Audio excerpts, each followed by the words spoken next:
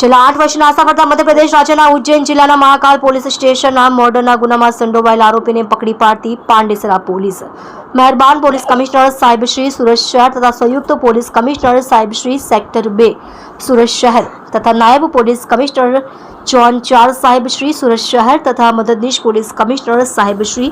H division Surat શહેરનાઓએ અગાઉ ગુનામાં સંડોવાયેલ નાસ્તા ફરતા આરોપીઓને પકડી પાડી કાયદેસરની કાર્યવાહી કરવા સૂચના કરેલ, જે સૂચનાને આધારે police inspector Shri H M. Gadhvi તથા પોલીસ ઇન્સ્પેક્ટર શ્રી આઈ.એમ. હુદ્દડનાઓના માર્ગદર્શન હેઠળ સર્વેલન્સ સ્ટાફના police sub inspector Shri N T. પુરાણીનાઓ સર્વેલન્સ સ્ટાફના પોલીસ માણસોની એક ટીમ બનાવી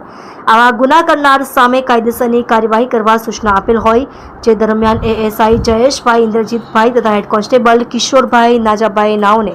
કોમ્બિંગ નાઇટ રાઉન્ડ દરમિયાન મળેલ સંયુક્ત બાતમી હકીકતના આધારે આરોપી નામે કમલ બાપુસિંહ પટેલ, ઉંમર વર્ષ 45, રહે ફ્લેટ નંબર 140, શ્લોક એપાર્ટમેન્ટ, ચિયાવ ગામ, પાંડેસરા, સુરત, મૂળ ગામ ખરેટ, થાના મહાકાલ, જિલ્લો ઉજ્જૈન, મધ્યપ્રદેશ નાને શોધી કાઢી તેની પૂછપરછ કરતા તે ગુનાની કબૂલાત કરેલ હોય, જે મજકૂર આરોપી વિરુદ્ધ કાયદેસરની કાર્યવાહી કરેલ છે.